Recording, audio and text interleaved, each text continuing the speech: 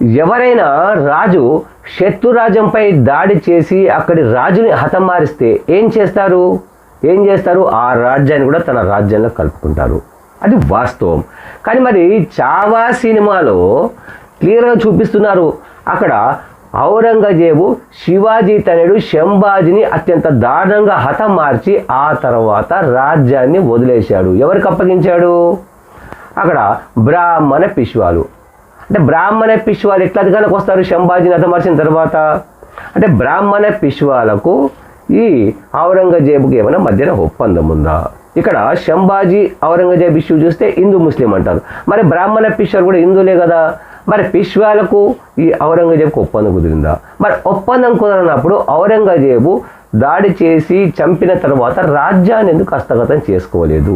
హైదరాబాద్ విషయానికి వస్తే గోల్కొండ కోట మీద దాడి చేసి కుతుబ్ షాహీని ఓడించి ఆ రాజ్యాన్ని తన రాజ్యంలో కలుపుకొని ఔరంగాబాద్ నుంచి పాలించారు. ఇది చరిత్ర, క్లియర్గా ఉంది చరిత్ర, తెలియని వాళ్ళు చూసుకోవచ్చు. మరి అదే మరఠ్వాడా విషయంలో ఆయన ఔరంగజేబు దాడి చేసి కనుక శంభాజీని హత్య చేసి ఉంటే కనుక మరి ఎందుకు రాజ్యాన్ని తనలో కలుపుకోలేదు? అంటే చరిత్ర వక్రీకరించారు అని క్లియర్గా అర్థమవుతుంది. మరి ఒకవేళ ఔరంగజేబు కనుక చంపకపోతే ఎవరు చంపాలి? బ్రాహ్మణ పిష్వాలు చంపాలి.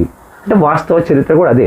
ఎందుకంటే శివాజీని కూడా శూద్రుడు అంటే ఒక బీసీ కాబట్టి ఆయన రాజు కావద్దని బ్రాహ్మణులు వ్యతిరేకించారు కాబట్టి శివాజీ బ్రాహ్మణ దరి చేరలేదు. ఆఖరికి శివాజీకి విషప్రయోగం చేసి చంపారు అనే కారణంతోనే శంభాజీ కూడా ఒక 4 బ్రాహ్మణులు ఉరి తీయించాడు. బ్రాహ్మణులు కక్ష కట్టి అవకాశం కోసం ఎదురు చూసి ఆ పిష్వా బ్రాహ్మణులు శంభాజీని చంపారు. చంపిన తర్వాత అంటే కనుగుడ్లు పెకిలించి మెడ నరికేసి తలని కత్తికి గుచ్చి ఊరేగించి గుడిపడవని పండుగ చేసుకుంటారు ప్రతిసారి. అది ఉగాది. సో ఇది చరిత్ర. మరి ఈ చరిత్రని కాదు అని అనేవాళ్ళు కూడా ఉంటారు. మరి కాదు అనేవాళ్ళు మరి ఎవరు చంపారు? మీరు అన్నట్టుగా ఔరంగజేబే చంపి ఉండాలి. మరి ఔరంగజేబు చంపి ఉంటే ఔరంగజేబు ఎందుకు పాలించలేదు? ఈ ప్రశ్నకు సమాధానం ఏంటి? పిష్వా బ్రాహ్మణులు ఎట్లా అధికారంలోకి వస్తారు? పిష్వా బ్రాహ్మణులు ముస్లింలు కాదు కదా. కొన్ని సామంతులకు ఏమైనా అధికారం ఇచ్చారు అంటే కూడా పిష్వా బ్రాహ్మణులు ఏమి ముస్లింలు కాదు కదా. ఒకవేళ ముస్లిం రాజు తన రాజ్యాన్ని ఆక్రమిస్తే తన సామంతులు అంటే తన ముస్లింలకే ఇస్తాడు కదా, హిందువులకు ఎందుకు ఇస్తాడు? ఇక్కడ హిందూ ముస్లిం అని అనుకుంటాం కదా. మరి ఎవరు చంపారు?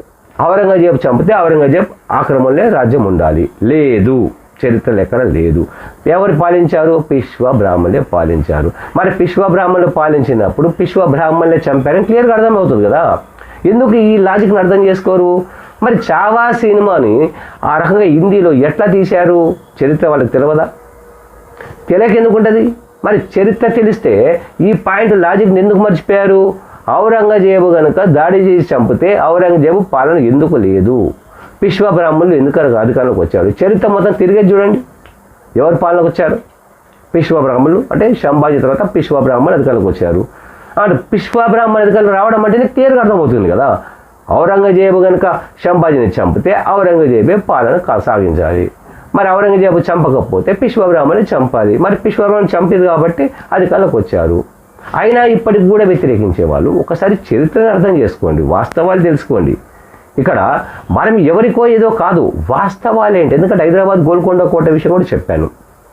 ఏ రాజైనా యుద్ధం చేయడం అంటే రాజ్యాన్ని హస్తగతం చేసుకోవాలి. అశోకుడు అంతటి వాడే అఖండ భారతదేశాన్ని అంటే భారతదేశంతో పాటు Nepal, Burma, Sri Lanka, Afghanistan, Iran, Iraq బార్డర్లతో సహా మొత్తం పాలించడం జరిగింది. అంటే అంత పెద్ద చక్రవర్తి 36 ఏళ్ల పాటు ఆయనేమి రాజ్యాన్ని వదిలేదు కదా.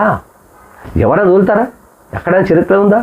మరి ఈ విషయంలోనే శంభాజీ విషయంలోనే ఔరంగజేబు ఎందుకు వదిలేశాడు అనేది ఇక్కడికి వచ్చాను. సో దీనికి సినిమా వాళ్ళు ఎట్లాగూ సమాధానం ఇవ్వరు. కనీసం బుద్ధిజీవులు కొద్దిగా ఆలోచించాలి. అసలు ఏం జరిగింది, ఎందుకు జరిగింది అని ఆలోచించకపోతే చరిత్ర కనుమరుగవుతుంది.